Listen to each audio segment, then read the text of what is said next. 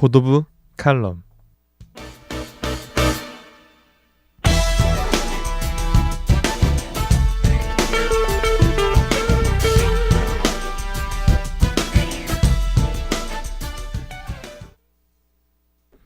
안녕하십니까 여러분. 이번 보도부 칼럼의 진행을 맡은 고려대학교 방송국 제58기 기자 박상원입니다. 오늘 날씨는 정말 봄처럼 따뜻하고 날이 많이 풀린 것 같네요. 하지만 밤에는 항상 따뜻한 옷을 입으시기 바랍니다. 네, 이번 주 주제는 바로 무엇일까요? 바로 미필적 고의랍니다. 여러분들은 이 뜻을 생각해 보신 적 있나요? 사전에서는 이렇게 정의하고 있습니다. 미필적 고의란 자신의 행위로 인해 어떤 범죄 결과가 일어날 수 있음을 알면서도 그 결과의 발생을 인정하여 받아들이는 심리 상태. 이렇게 말하니까 어렵지 않나요? 간단하게 자신이 죄를 저지르면서도 이게 범죄라는 걸 자신도 알고 있다는 걸 미필적 고의라고 이해하면 될 것 같습니다. 또한 재작년 개그 콘서트에서도 미필적 고의라는 코너가 있는 것처럼 우리가 사는 상황에는 미필적 고의가 많이 존재합니다. 제가 이번에 미필적 고의를 선택한 이유가 바로 그런 이유입니다. 우리 주위에는 어쩔 수 없는 상황에 처해 잘못된 거 알아도 잘못된 행동을 하는 경우가 많습니다. 특히 이번에 큰 이슈를 몰고 온 박태환 도핑 사건도 마찬가지입니다. 여러분들도 알다시피 박태환 선수는 우리나라에서 수영으로 성공한 스포츠 스타 중에 한 사람입니다. 이게 어떻게 된 일이냐고요? 뉴스 듣고 오겠습니다. 도핑 파문을 일으키면서 선수 생활의 최대 위기를 맞고 있습니다. 도핑 규정 위반으로 국제수영연맹 청문회 출석을 앞두고 있어서 징계를 피하기는 어려워 보입니다. 박지은 기자의 보도입니다.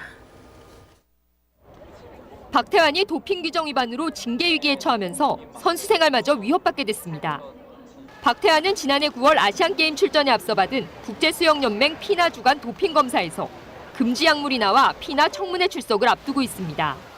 박태환 측은 이와 관련해 당시 건강관리를 받은 병원이 놓은 주사 때문이라면서 금지 약물 성분이 있는지 수차 확인했지만 문제없다는 답을 받았다며 지난 21일 담당 의사를 검찰에 고소했습니다. 박태환이 병원에서 맞은 주사제에는 금지 약물 스테로이드 성분이 포함된 것으로 검찰 조사에서 알려졌습니다. 하지만 주치의의 책임이 인정된다 하더라도 박태환이 징계를 피하기는 어려울 전망입니다. 세계 반도핑기구 와다 규정 21조 1항에 따르면 선수는 어떠한 의료 처치도 반도핑 규정에 위반되는지 확인할 책임이 있다고 명시하고 있습니다. 지난해 수영대표팀의 김지연도 동네 이비인후과에서 처방해준 감기약을 먹고는 금지약물 성분이 검출돼 한국도핑방지위원회로부터 2년 자격정지 징계를 받았습니다. 당시 감기약을 처방한 의사가 직접 청문회에 참석해 자신의 잘못을 인정했지만 징계를 낮출 수는 없었습니다. 올여름 세계선수권 출전을 계획 중이던 박태환이 징계로 인해 이 대회에 출전할 수 없게 된다면 사실상 마지막이 될 2016년 리우올림픽에서의 도전도 어려워질 전망입니다. 연합뉴스TV 박지은입니다. 여기서 문제는 무엇일까요? 바로 박태환 선수가 고의로 약물을 투여했거나 아니면 정말 자신의 실수냐 하는 문제입니다. 이 일로 인해 많은 사람들은 박태환 선수가 지금까지 이루어낸 업적들을 약물 때문이라고 생각하는 것은 당연합니다. 역시 아시아 선수가 외국인 선수를 이길 수 없지, 당연히 약을 먹었구나 라는 댓글에서부터 박태환 자기 자신은 실수라고 하고 있지만 많은 사람들은 박태환이 고의로 자신의 기록을 높이기 위해 처방했구나 라고 생각합니다. 하지만 박태환 선수의 의견도 일리가 있습니다. 자신은 수차례 약물에 대한 문제가 없는지 의사에게 물어봤고 자신의 잘못을 입증한 증거도 있습니다. 하지만 규정상 박태환은 자신의 죄가 입증이 된다고 해도 처벌은 피할 수 없다고 합니다. 박태환의 기자회견 영상을 잠깐 보겠습니다. 금지약물 파문 이후 처음으로 공개석상의 모습을 드러내고 국민들께 용서를 구했습니다.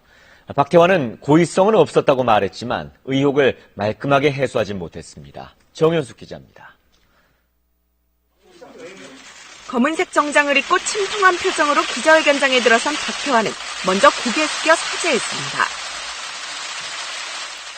수영장 밖의 세상에 무지했습니다. 이유가 무엇이든 과장이 어찌 됐든 저의 불찰이라고 생각합니다. 지난 10년의 영광을 덮어버린 도핑 양성 반응은 감당하기 힘든 충격 그 이상이었습니다. 도핑 사실을 알게 된 후 지난 몇 개월은 매일매일이 지옥이었습니다. 그러나 박태환은 국가대표로 발탁된 지난 2004년 이후 한 차례도 약물에 의존한 적이 없다며 고의성은 없었다고 강조했습니다. 피부 치료를 위해 병원에 찾았을 뿐 남성 호르몬 주사인지도 알지 못했다고 말했습니다. 지난 2013년 12월과 지난해 7월 두 차례 주사를 맞았다는 의사 주장과 달리 문제가 된 주사는 지난해 7월 단 한 차례만 맞았다고 덧붙였습니다. 그 문제됐던 7월 달 이후에 제가 감기를 심하게 걸려가지고 소염제 같이 맞은 게 있어요. 그거 이외에는 뭐 없습니다. 하지만 다음 달 해당 회사의 형사재판이 있다며 날카로운 질문에는 답변을 회피해 여전히 의혹을 남겼습니다. 박태환은 리우올림픽 도전 여부는 지금 결정할 단계가 아니라며 우선 자숙의 시간을 갖겠다고 말했습니다. KBS 뉴스 정현숙입니다. 이렇게 먼 미래에 올림픽의 꿈도 알 수 없는 박태환 선수의 심경도 국민의 한 사람으로서 마음이 아픕니다. 하지만 이런 미필적 고의 현상은 우리 사회 전체에 퍼진 것 같습니다. 예를 들어 공사장에서 일하는 노동자가 실수로 지나가는 행인에게 물건을 떨어뜨려 행인이 크게 다친 일이 있습니다. 그 인부는 분명히 미필적 고의에 해당하는 일을 저질렀습니다. 자신의 작업 과정에서 필요한 과정에 충실했더라면 그런 일은 절대 발생하지 않았을 것입니다. 다소 추상적인 생각이지만 그 공사장 인부가 사회에서 갖는 소외적인 상황 때문에 사고가 일어났다고 생각합니다. 분명히 회사 측에서는 자주 일어나는 일이기 때문에 분명히 쉽게 처벌을 받지 않았을 거라고 생각합니다. 분명히 그런 환경을 만든 사람들 또한 처벌받지 않았을 것입니다. 한국 사회는 미필적 고의가 넘쳐납니다. 그것이 한국 사회에서 생활 방식이 되어 있습니다. 참 어두운 세상입니다. 그렇기 때문에 서로 신뢰하지 못합니다. 대형 사고가 터지면 언제나 그 사건의 진실은 밝혀지지 않고 힘을 가진 자 쪽으로 유리한 판결이 나거나 없었던 일로서 잊혀집니다.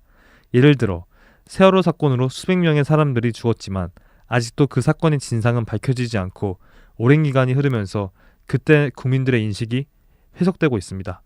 하지만 작년 법원에서 판결을 내린 울산 계모 사건을 아십니까? 과다한 폭행으로 의붓딸을 사망에 이르게 한 울산 계모 사건은 많은 사람들에게 충격을 주고 있습니다. 처음 1심에서는 살인죄를 적용하지 않아 많은 사람들에게 분노를 주었습니다. 하지만 항소심에서는 미필적 고의를 유죄를 적용해 살인죄를 적용받았습니다. 이에 대한 뉴스를 보겠습니다. 논란이 됐었던 울산 계모 사건에 대해 항소심 재판부가 1심 판결을 뒤집고 살인죄가 맞다는 판결을 내렸습니다. 흉기를 사용하지 않고 맨손으로 아동을 학대하고 사망에 이르게 한 사건에서 처음으로 살인죄가 인정된 것입니다. 김종호 기자입니다. 지난해 10월 24일 오전 계모 박모 씨는 고작 만 7살인 이모 양에게 35분 동안 주먹질과 발길질을 해댔습니다. 박 씨는 30분 뒤에 또다시 무자비한 폭행을 퍼부었습니다. 살인죄 적용을 두고 논란이 됐던 이른바 울산 계모 사건. 항소심 재판부는 박 씨에게 15년형을 선고한 원심을 깨고 살인죄를 적용해 징역 18년형을 선고했습니다. 두 번째 폭행 전에 이미 비명을 지르고 얼굴에 핏기가 없는 창백한 모습이어서 의학 지식이 없는 박 씨라도 이 양이 숨질 수 있다는 사실을 알고 있었다는 게 달라진 법원 판단입니다. 살인죄를 적용했지만 상해치사죄를 적용한 원심보다 형량이 눈에 띄게 늘어나지 않은 점에 대해 재판부는 확정적 고의가 아니라 미필적 고의여서 그렇다고 설명했습니다. 처음부터 살해 의도를 가지고 시작된 폭행이 아니라 폭행 중에 숨질 수 있다는 사실을 알아채고도 멈추지 않았다는 이야기입니다.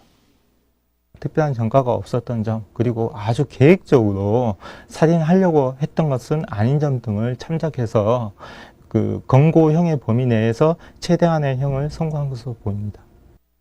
박 씨 엄벌을 주장하며 판결을 지켜본 시민과 법률 지원단은 생각보다 형량이 낮다며 실망했지만 살인죄를 적용한 것에 대해서는 의미를 부여했습니다. 아동학대에 대해서 좀 더 엄격하게 판단하겠다, 이런 그 재판부 의지가 보였던 그런 판결이었습니다. 지난달 아동학대 범죄 처벌 등에 관한 특례법이 시행되는 등 아동학대 범죄에 대한 엄벌이 꼭 필요하다는 국민 정서가 이번 판결에 영향을 미쳤다는 분석입니다. YTN 김종호입니다.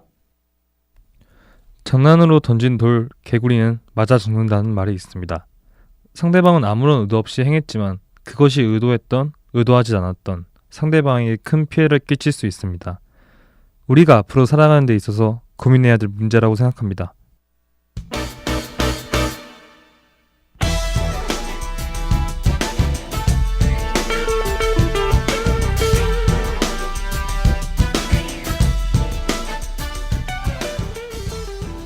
이상으로 보도부 칼럼을 마치겠습니다.